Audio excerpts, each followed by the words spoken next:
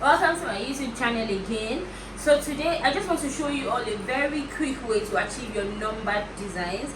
This works basically for cakes that are like all these buttercream, whipped cream cakes that are like semi-iced. It can also work for fondant cakes, okay, or fully covered cakes basically. But what I'm showing you today is just a simple trick you can always use to achieve any kind of number that you might possibly. Gone are the days when you need to stock up the pantry of your bakery with all sorts of cake pan numbers and figures and likes of it, because you just need to work smart. Okay, so basically what I'm going to be showing you now is the only way out of the confusion that comes around you getting a client that would ask for a particular number of cake to be baked, and then you turn down the order because you don't have the pan, or you can't readily get it, except for those that do urgent orders and all that. So here we have the template of a number 7. I'm trying to cut out the number 7 and 0 for a 70th cake order. So this is made with card. They actually sell this in the market, okay, but because of the versatility of having to print it by myself, I always print it by myself. I just tell my graphics guy the size that I need. For today is going to be a 14-inch size numbered cake. So this is a 14-inch size by the dimension, that is the length of it is 14 inches, and it's made with card. There is paper, there is sticker, but you have to use card. You have to use card because you know it's more rugged and can sit comfortably on your cake. In getting these numbers, the best kinds of cake shapes that you can use are the square cakes or the rectangle cake. But for purpose of this video, I'm using a 14-inch sized squared cake, already baked, already trimmed on the surface and on the bottom side. So we have like a flat surface ready to be cut out. So all I simply do is, if the case requires for me to use a ruler, I'd use it. But for today, I have everything already pre-measured. This is a 14-inch size. This is a 14-inch size. I think this is a 14-inch size number 7. Okay, so I have this already cut up, alright, because it's going to be like a semi-iced cake. So I have this already cut up. I'm going to put another 7 on it, so it's going to be like a 2-layered cake, and then follow the same pattern for the ceremony. So I hope you guys like what you're seeing.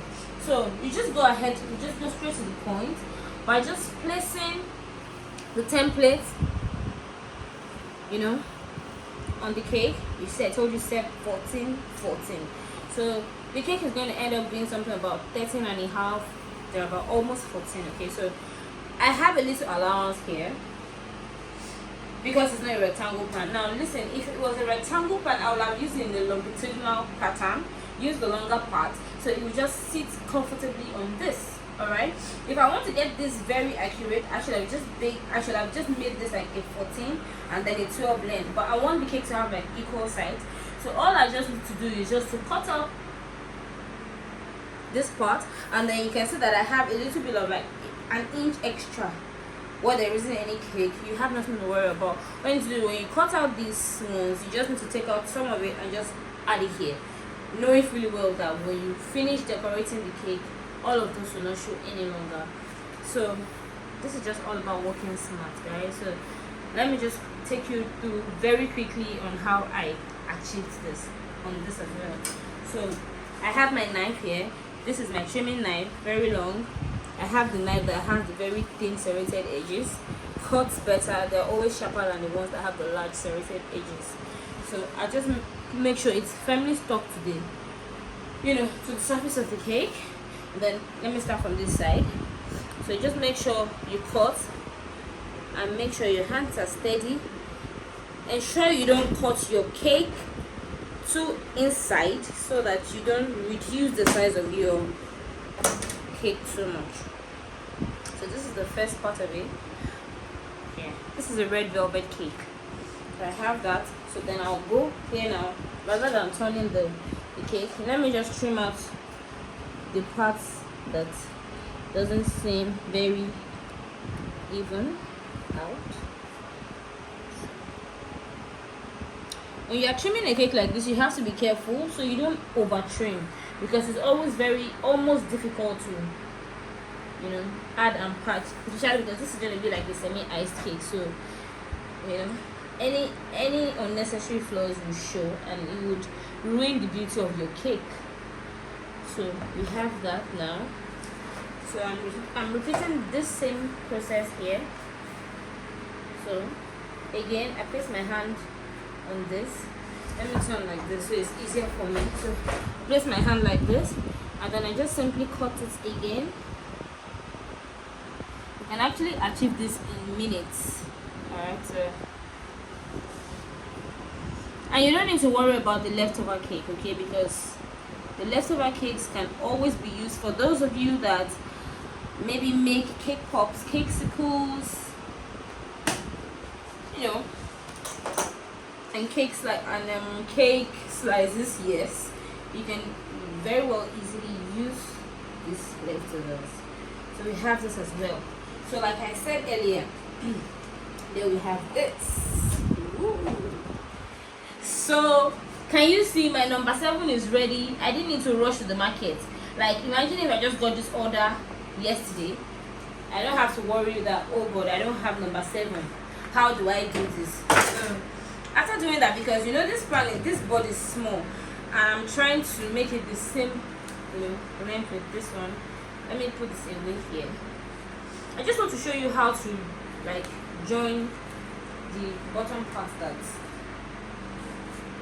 that I'm going to be using as well. So you know now it's going to be a bit fragile, so I'm just going to move it gently so I don't break it. Very gently.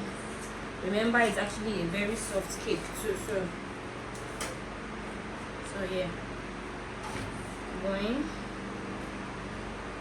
Okay, so see that. Yeah, so good. So I want to join the part here. We're going to make up for this length. Let me try and use my tape measure now. So now this is from top to bottom. This is about, you see, now it's about 14 and a half. So I just want to be very accurate. So I go again. Alright, so I have to cut whatever I'm cutting has to be here.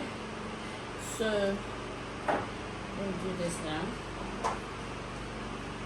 Okay. Yeah. So this stops at 13. Okay, so from 13 to